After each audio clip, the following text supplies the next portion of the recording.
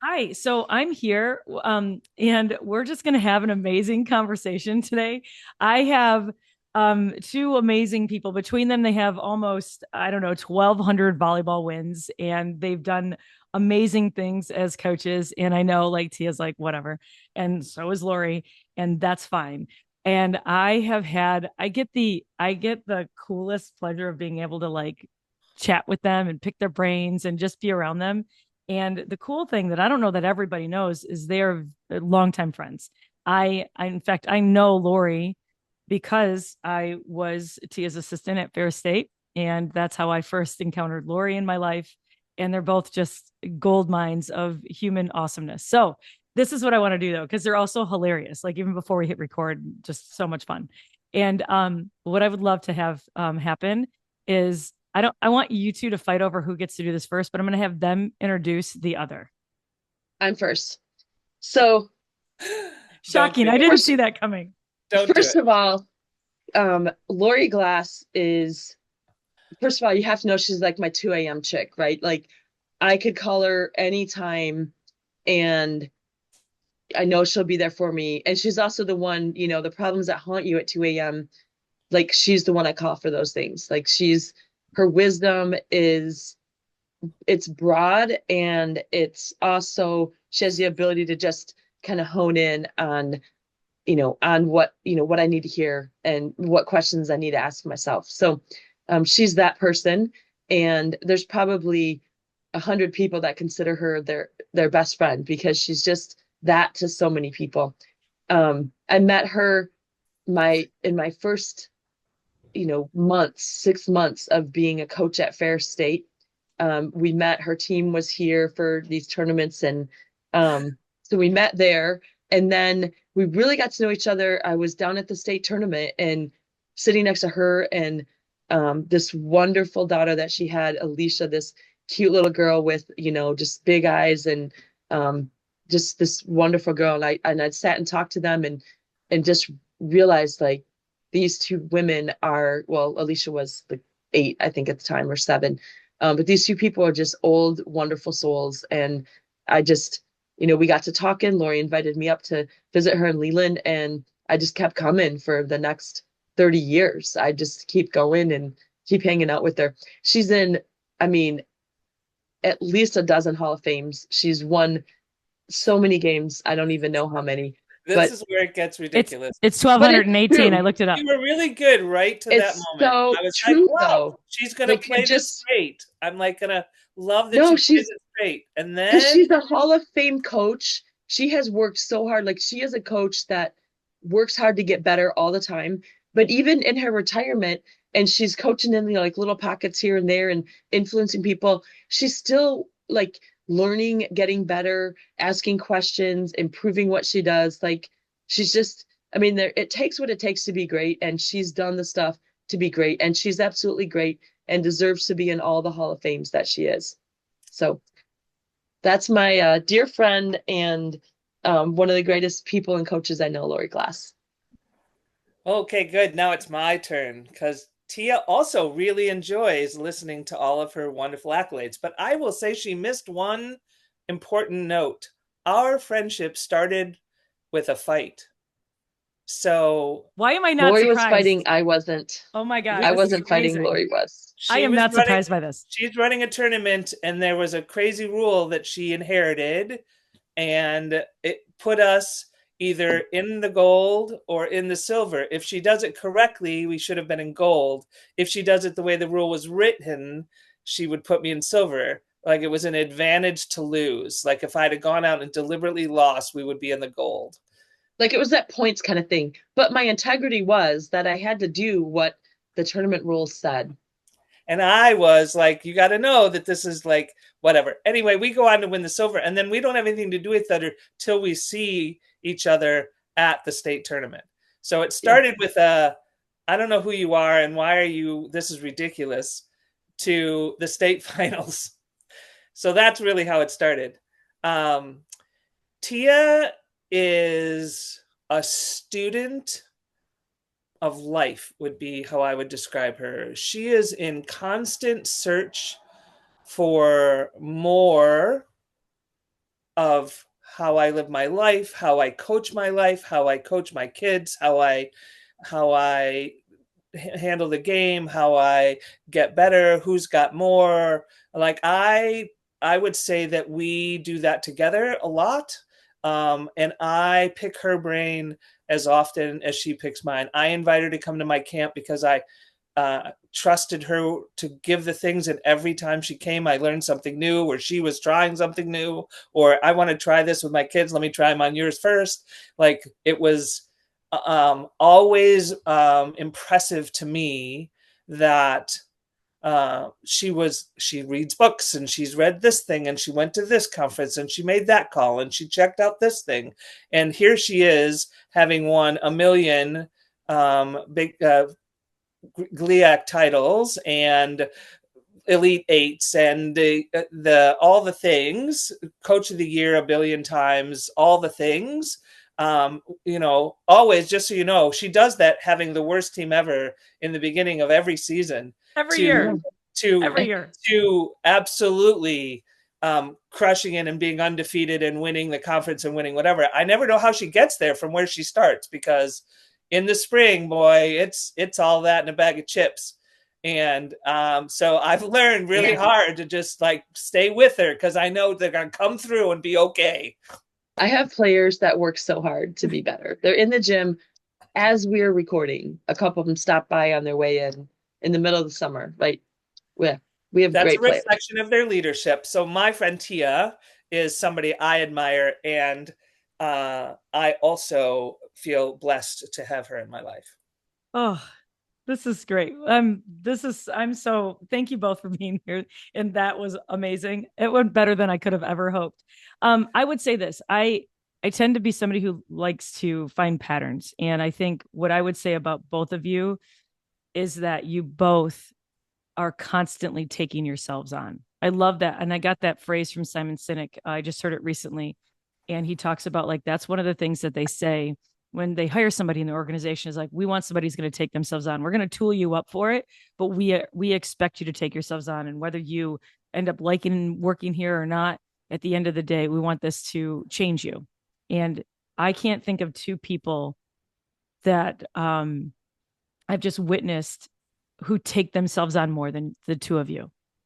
So that's kind of why I wanted to have this conversation, because I think it would be so valuable for young coaches. And I think of, both of you have such a breadth of knowledge, and you're always so curious. I mean, Laurie, you reached out last week, just a thinking partner, something about the Jeffersonian, which, by the way, we should talk about, maybe not on this, but I really want to hear how that went. But I want to start here. What is something early in your career that you just got wrong, that stands out, that you were like, ooh? And then how did you figure out that you were getting that wrong? And what have you done? Or how did you like see that blind spot, if it was a blind spot? Like, what's something that you just got wrong? One of my first thing that jumps to mind was um I my ego was pretty involved in the beginning, and we went to a tournament, a district tournament, like in the state tournament. Early, this is really early in my career. We hadn't made runs and anything like that, and we were the favorites. And I had a player in my team who the opposing team made signs. Anti her and like personal and whatever, and I got heated, and I was like, how dare you, and how dare you, coach, let that thing. And I was heated, and we went into warm-ups, and we were like crushing balls and getting after it, and I was hyped up and like pumping them up, and we just expended a great deal of energy, like, I mean, a crap ton of energy in our warm-ups. And it went 5 sets, and we didn't have anything left in the tank when we got to the 5th set, because I hyped them so hard in the huddles. Come on, we're going to show them. They can't talk to us like that. And they're like, I engaged in whatever was happening on the other side of the net so hard that I put our team in a deficit. We lost. And I really look back and think they lost because I was so personally, emotionally engaged in what was happening on the other side of the net that I took us out of it. I just really Did you took us know out. that instantly, or when did you realize that? No, it was a while. It took me a little bit to sort of look back on that. I mean, you have to sort of get some distance from it to sort of recognize that you were the one. Like Mm. I could, you know, and when your ego's involved, you're looking for anybody to blame. Like that's 100%, you know, it takes the turn. It takes the turn where you go, oh, if I change that myself, right? Like I can do that. But in the middle of it, like I was felt justified and rationalized, and I was whatever. But I had to get some distance to sort of look at, man, like why were they so tired at the end? We were in shape and we were whatever. And I thought, no, yeah, like we were running and pumping and banging and so Yeah, ridiculous. Warm-ups are warm-ups. I learned that. great. Yeah. You say like beginning of my career, but I can look, 3 months ago and find some great things that I've screwed up personally. Um, I just want to say this because I think it's funny. When I was a new coach, I had coached a couple years of high school and I didn't know what I was doing at all. But I loved the kids, worked really hard for them. We played enthusiastically, but I was like, I didn't know what I was doing. But I coached a couple years of high school, and then I got this job. I was a GA. I was the only assistant at a college down in West Virginia, and the college was new, so the program was new. They had just put some scholarships in, so we had like the first scholarship players to the school, and we had a couple, and they were really good, and then everyone else was like not so much. And one of the girls said to me, you know, maybe it was after a game and we were kind of talking, and she says, when I dig that tip as an off, when I'm the off blocker and I dig that tip, I could just go run a slide out of that. Maybe we should work on that a little bit. And I said, no, I just think we just got to keep working on our ball control before we start adding in too many fancy things. And then I had to find somebody to ask them what was a slide. I had no idea what a slide hit was, right? Um, my college, we had actually run it, but my college coach called it something different. This was caveman days of volleyball, but and there was no Google, so I had to like next time I was out recruiting, like I learned everything those first 2 years, 3 years when I was recruiting. I'd look around the gym and I'd be like, okay, who's a smart coach here? And I'd go sit next to him Yep. and I'd ask him questions the whole time we're watching these people. And sometimes I'd be like, which one are they looking at? Because I wouldn't know, I was so inexperienced. But I want to say that because I think we're all like that. And I was too, I mean, I could have asked that kid, what do you mean by a slide? And I would do that now because my ego is so gone. But when you're that inexperienced and you can't even say, you know, I I don't don't know. know. Yeah. Like you don't even know how to ask it. So I like to share that story because, I hope that we just, especially like our high school coaches and our club coaches, like we're just not experienced enough. Like it's too hard to be in that profession and people leave it too fast that we can't, we don't have enough experienced people there. So a lot of those coaches are really new. And I just want them to know, like, it's okay to say, I don't know what you're talking about. Because if I'd have said that and she would have said, oh, when I go like this, I'd have been like, yeah. And then we could have been running that slide and we could have gotten a few more kills. Like it would have been great.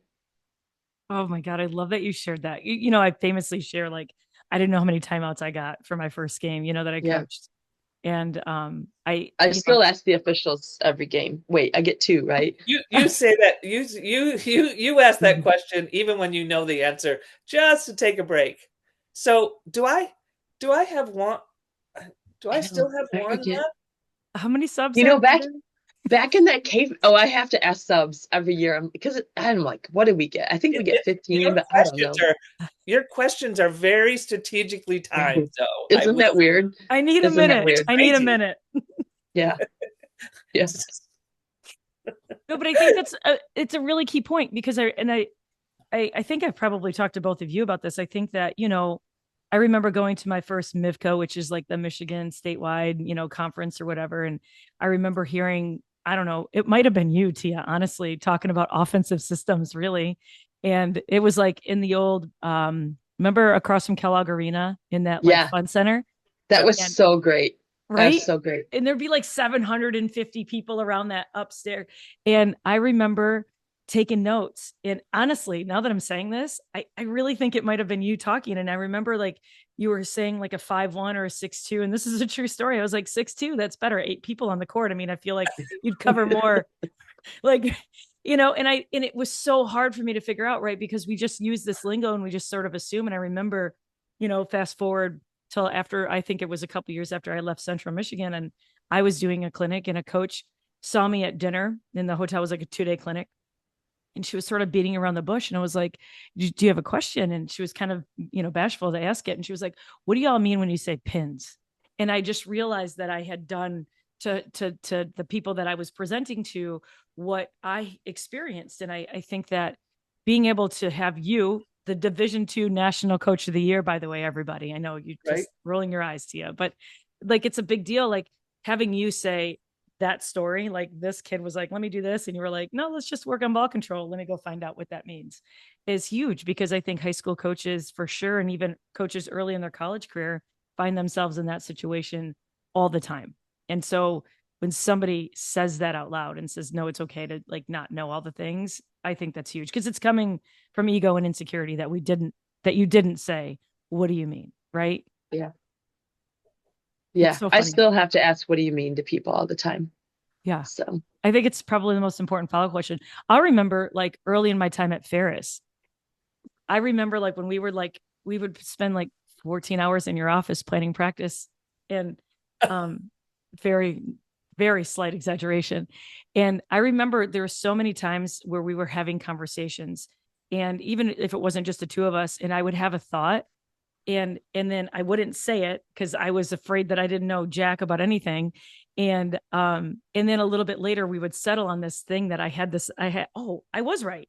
And that's how I finally got to like, okay, I can say these things. Like that wasn't completely wrong, but I didn't have the confidence to say that early on. see, I that's learned just a lot. bad. That's just bad head coaching, because I should always be creating that environment where my assistants can say anything, so I'm working on that. I'm better than I was, but Write that I'm down. still Put it working on a on that. sticky. Yeah. Put that Put on it the on a stick. sticky. I am taking notes, just so you guys know. I actually I'm learning a I lot. actually saw that, Tia, and I was actually going to make a point about that, because going back to the beginning where I said y'all take yourselves on, like I saw you, like somebody said something and like you were like ooh, and I saw you taking notes, and I was like, is there ever a time where you're not learning? And it's amazing. No, because I when we have conversations, when we're talking, no, when I call her at 3 a.m. or something. when she Yeah. talks to me, I now we know it, but in the beginning there would be these long silences, Yes. and I would be thinking, like, did I get it wrong? Am I so off base? She doesn't know how to tell me, like, what's happening. And then I would say, like, are you still there? And she goes, yeah, I'm just taking notes. Like, Yeah. and so Can you now I say that just say, again? are you writing that down? She said, yes. Heck yeah, I am. I have notebooks for when I talk to people. And Do you I have a system? I'm just curious. Like, do you have a system? Do you go back? Is it just like for your retention at the time, or do you have a system to be able to go back and find those notes and know what they mean? Because I had to do recruiting with you, and your handwriting. Well, I say this with love. Can you read it? hey, so I can read it. And my system has evolved to mostly I'm kind of in the middle here. Here's a little bit of my system right now. This will be good. It's mostly legal pads. And then like right now, this is my now.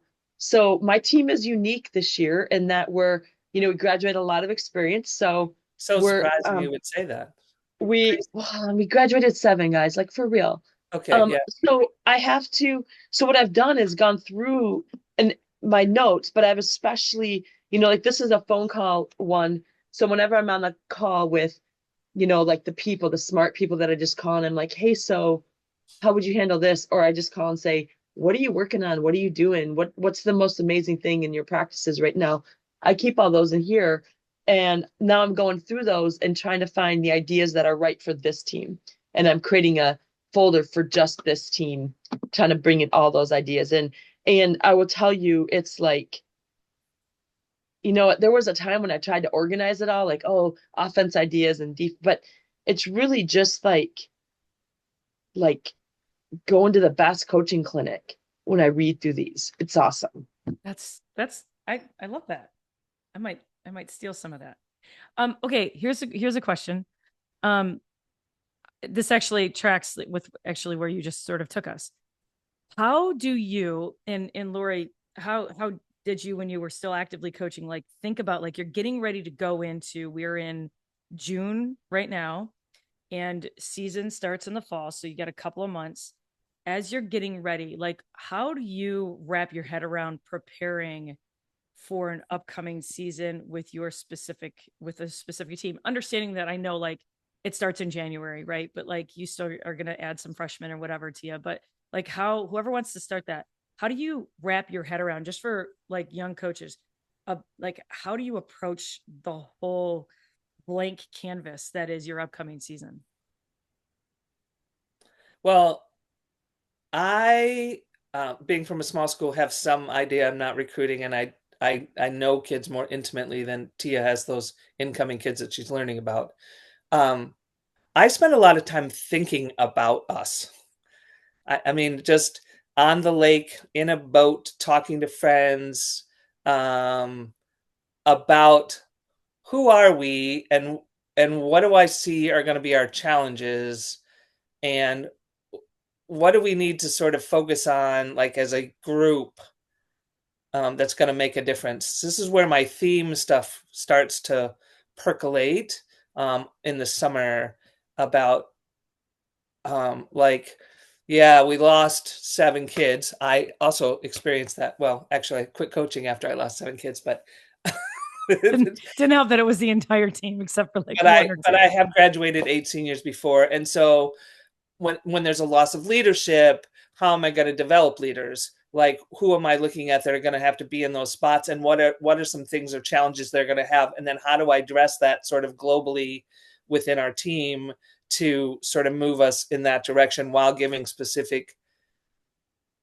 pieces as well. So my themes are all about a vehicle in which we're going to travel in, um, from the beginning of the season to the end of the season. What is that vehicle gonna? What are the signs going to be on the side of our vehicle that sort of announces who we are? And then what are we putting in the engine? What are we putting?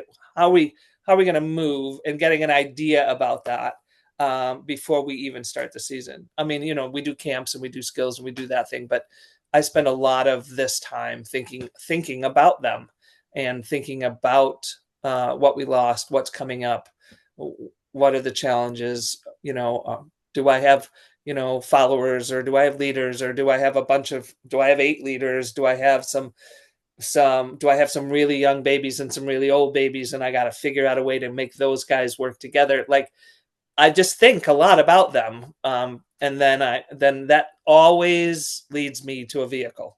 It always does. I can't explain it, but it always leads me to a vehicle. I've bounced a few of those vehicle ideas off of Tia, Yeah. and and you have heard some of them as we're going along. But and that's how I spend my time now. Have you ever gotten it like completely wrong, or has it always worked out? No, I've not. I've Interesting. not gotten it wrong.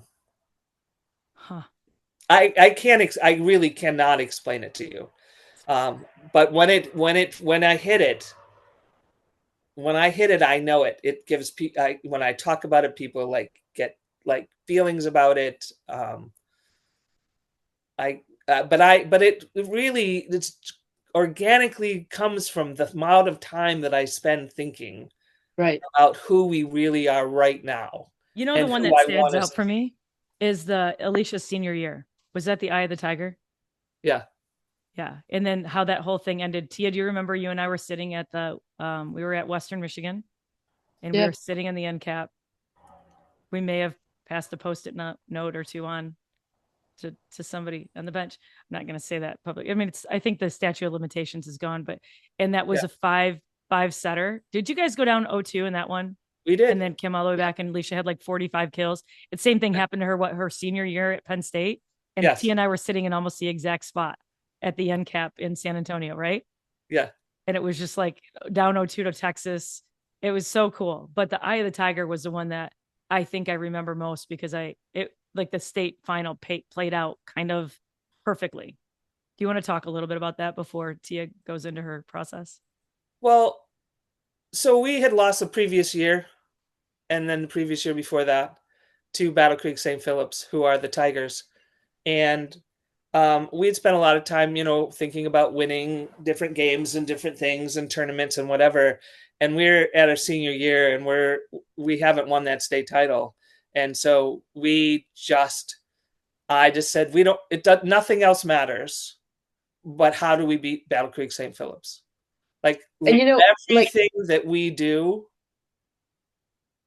is to beat Battle Creek St. Phillips. Like from get go. So the Eye of the Tiger, the song came on. They had to memorize the song. They sang the song. It was like it was it. There was a tiger. It was a there was participation and literally like when we go to a tournament and we were struggling, I said, look, Battle Creek St. Phillips on the other side, it doesn't matter what their offense is. If we got to learn to serve the sidelines, we're going to serve the sidelines against anybody, even if they're going to get them, because that was going to help us beat Battle Creek St. Phillips. So everything we did, including talking to Tia and talking to other people about like, what do we got to do here? So Tia, jump I in. mean, What were you going to say? the conversation started so early on that though. Like it was like when we lost. when you lost, right? Because it was still in the winter that you played the high school. So Yep. and I just remember, sitting around and just talking about, well, what are the things that you have to do and this and that. And it was just, it started so early. Like within a week of losing, you had a path and it was so clear, not just like, oh, we got to fire up and, No. fight the Tigers, whatever. It was, okay, well, we have to serve these kind of four balls. So let's get really good at those. We're going to have to hit this kind of a thing. We're going to have to dig this kind of a thing. And it was just clear focus. Probably very few things in life will ever be as clear as that mission. Well, I will say the 2002 state championship with my niece, Ashley. Alicia was a manager. I'd had these seniors, they were on my team as freshmen. So the theme that year was enough said. Like, we're going to stop talking about this. I've given you all the things. I got all like enough. Yeah. We're done talking. And I put it all the things we'd said over the time. And I was like, it's time to do it. Like enough said, or stop talking about it. Just get it done. And that was the year we won in 2002. So I just got goosebumps. Yeah. That's good. That's it was real. Huh. Love it. Tia, how would you answer that question? I think that I'm in a little bit of a situation where I'm always planning a few years out, right? Like we're recruiting the 2027 grads right now. And so I think for me, obviously things change from your plans, but I think I'm always thinking out. And so there are things that we do, even when they're seniors in high school and coming in as freshmen, there are things that we do to lay groundwork for when they're going to be the seniors, So we're always kind of building towards something. So that part of my planning is systemized in that, and that we're always kind of building towards that. But when we think about each team, and I look ahead, a year ago, we're coming into a season with a really experienced team. Many of them had been starters for 3 years, 4 years. My setter was a 5-year starter, if you can count the COVID year. But so we knew we had a lot of experience. So, but we also knew when they graduate, we're going to be really inexperienced. So we were really intentional about some of the work that we did, even in the fall, to help those inexperienced players be ready when December came and those kids were not in the gym anymore in January, that they'd be more ready for it. So I What think did for you me, do? How did you do that? That's a really good. one of the things is leadership development, and that's a big piece of it. And the other thing is kind of eyeballing, like, oh, I think this kid is going to have to play this position. after, this kid graduates, this 4-time All-American graduates. And so we're putting those people into positions in practice so that they're a little bit more ready. We also, this past spring or fall, we had an old team. So you don't work your team as much when you're holding them together by duct tape. These kids are old and worn out. So we developed a program we call EDT, which is extra development time. And we required all of our freshmen and invited anybody else who didn't play a lot on the weekends to come. And it was an hour and a half every week on Mondays, which is a great day to do that kind of stuff in our college week. And we were, specifically working people toward the things that they needed to get better at so that they would be more ready when, their time came. And then we knew that, as much as we need to get our skills better, the thing that these players were really missing is game time. Like they just, it's really one thing to be great in practice and another thing to be great when you got a uniform on and there's 1,000 people screaming in this and there's another team on the other side of the net. It's just really different. So we intentionally developed a lot of game time for them over the spring. And we brought our seniors back because they're all still students, so we could practice against them, and it doesn't count as a competition. It just counts as a practice. So we had, senior Fridays and things like that. So, but my real programming and how I figure out the season is I get my yellow legal pad out, start a new one for the season. And I couple pages in, I write down all of our challenges. And then I make my assistants sit with me and we talk about it for hours and at end. And then we write down all of our players and we talk about, what they have as strengths, what's one or two things that they could develop. I mean, you could make ad nauseum lists, but what it all boils down to is what are the big three? You can't focus on everything. Like there's so many things, especially in sport like volleyball, there's just a myriad of skills and scenarios, and it's such a unique, free-flowing sport. So for us, we do all that talk, but then we boil it down. It's like, it's got to be a big three. It can be only three things that we're worried about at any one time. And so we focus in on those big three. So I have a big three, and then I have for this team, I have a big three, and then I have 15 mediums following close behind. But yeah, that's a little bit of how we do it. I love hearing about the creative process. Is it a requirement that you have to level set the expectation for the passing every spring, that you just automatically are judging that in a way that you just think that your team is the worst passing team in America every single spring? Is that how do you do that? Because I don't know that I can even, that's a talent you have. I've had this conversation with you for 20 years, I feel like. Will say that I think the level of passing has gone down in college volleyball. Just overall. Serving has gone up. Yeah, the level of serving has really increased. So the level of passing has increased. And I think I'm Why? always Declined. Declined. I'm sorry, the level of passing has declined. The results of it. The ace percentage is higher. And this is, pretty much all of college volleyball. Do you have a theory? I mean, serving is just so much harder. People are more aggressive. Okay. I'll tell you one thing. When I didn't know what a slide was, if I could have just walked over to the bench and pulled out my phone and Googled it, right? My growth could have been so much faster as a coach, but I had to wait till I was out recruiting, and Russ Rose was my mentor. And he didn't even know it. I would go sit next to him recruiting all the time and anytime that I could. And, we didn't even have email really then, right? So it took a lot longer to grow, but now the game is moving so much faster because all you got to do is get on Instagram and you can figure out 5 more ways to get kills and then practice them a little bit. And by Saturday, you got this new way to get kills that you got from some Yugoslavian men's player. It's just the game is going faster. And I think we've seen that a lot in serving. I just remember, like, I'm always, when I go to the Final Four, I'm like, okay, what are they doing that I could steal? When I'm watching the men's volleyball, I'm like, what are they doing that I could steal and steal it before anybody else does? And try to stay a little bit ahead. But Can you go I back look, like 3 years? I don't want you to give up any secrets, but can you go back like 3 years and think of something that you stole from that? Does anything come to mind? oh, This is the so years blend interesting. together. But a few years ago, somewhere between 3 and 5, I remember watching the little players, the DSs for Nebraska, go in and serve these drop serves. And I'm like, man, that thing is landing 11 feet from the net. And it is not, it's like 5 inches above the net. Like it is like, how are they doing that?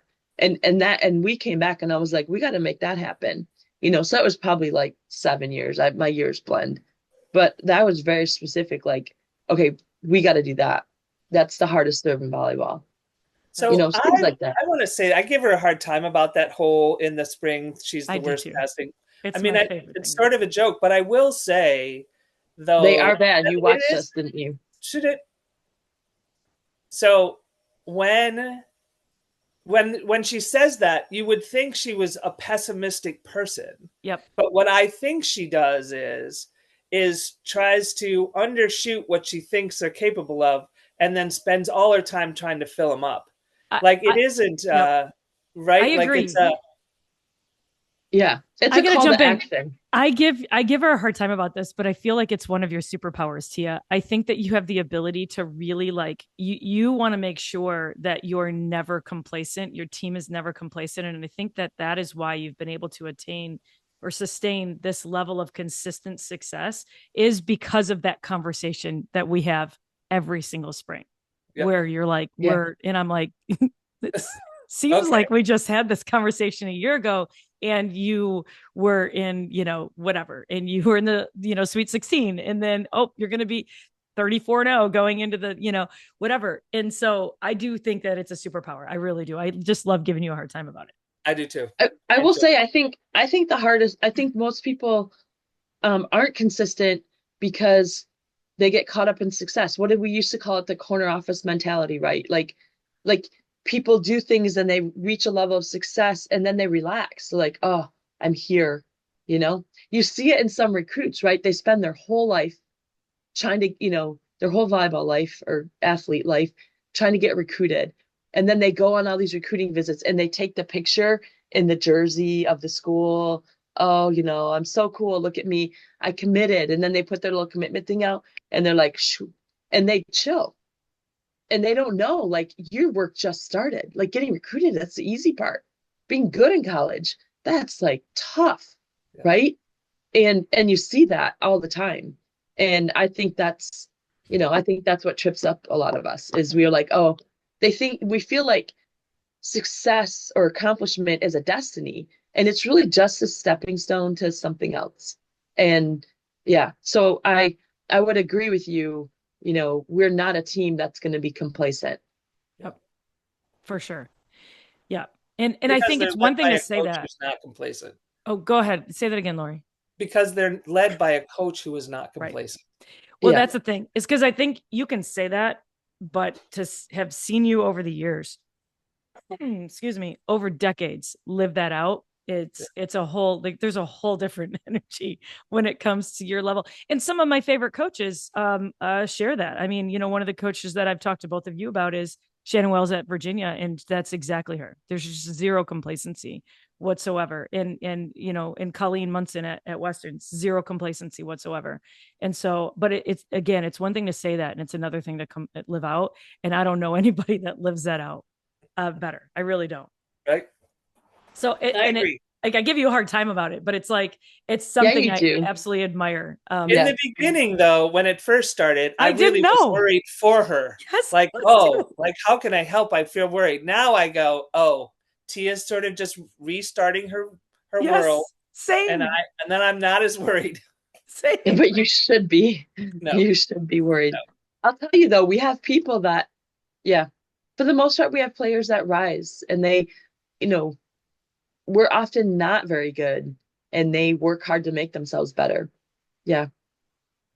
Okay, so we're getting close. I don't, and obviously you're both amazing, so your time is valuable. So I don't want to go crazy with, how long we make this, although I could stay here all day. Um, I want to do a little bit of a rapid fire. Okay. Okay. And the first one's not going to feel rapid fiery, but like just your quick, like, this is my thought on this would be great. I get this question a lot. I don't think there's a right or wrong answer. But I want to see what you all do when it comes to captains and leaders. What has been, how do you approach that? It's Well, different every year. yeah. Yeah. It depends on the team.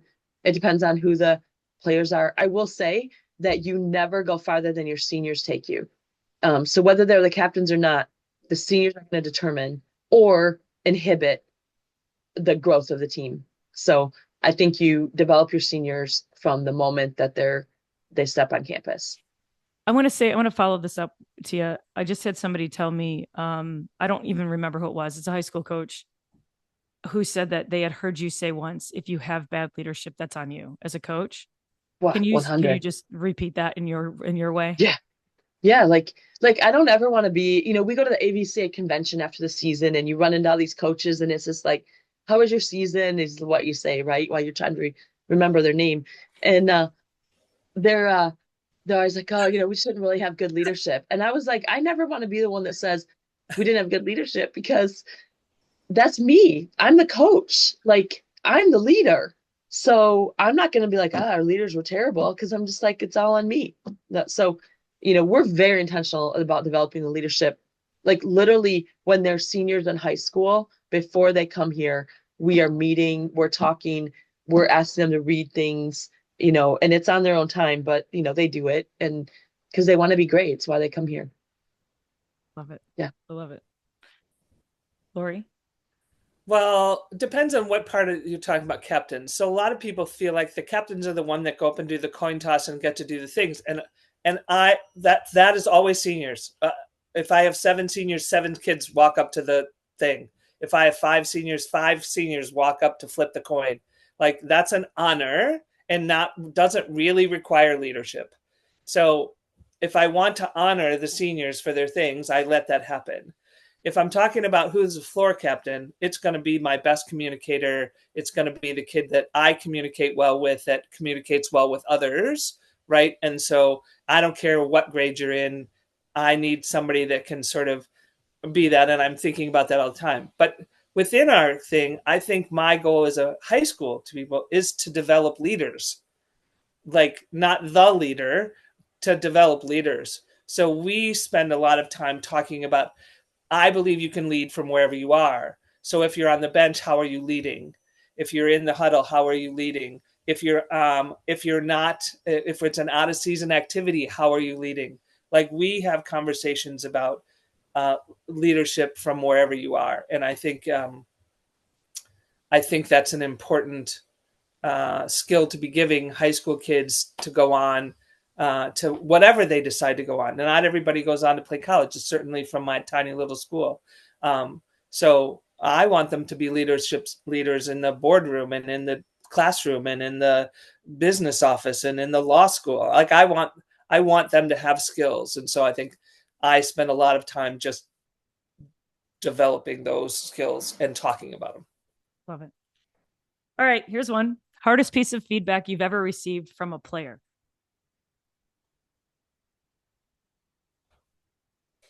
Hmm. Um, That you want to share with the world. so it came in the Jeffersonian dinner, just my last year of coaching. I had these kids. I had this 7 kids playing on my team. It was the craziest thing, right, ever. And I had this kid that I adored, who talked about one of the questions was, "What does your coach think about you? What do your coach and teammates think about you?" And she said, "Well, what I hope she thinks about is she thinks that I'm not a goof off, and that she still doesn't think that I'm just, froofing around and flaking around." And I remembered the amount of teasing that I did about that and felt horrible that was still a desire and wish for her as a senior from me. And so I publicly apologized. Like I went back to the team and said, I teased you in front of the team. And so I'm going to apologize to you in front of the team, because that was just bad. And that was really hard because I adore her. I adored her. And for her to have any hesitation in feeling like that was, that I still felt that way about her, um, was hard for me. So I felt bad. But we're better, and it was good, and it was a great moment, and it led us into a great senior year. And uh, she still comes and visits me to this day, and writes me and texts me, and that it's all great. So, but Cool. it was hard. I remember that. That's good. Tia? Thanks for sharing that, Laura. I think Yeah. it's good for people to hear.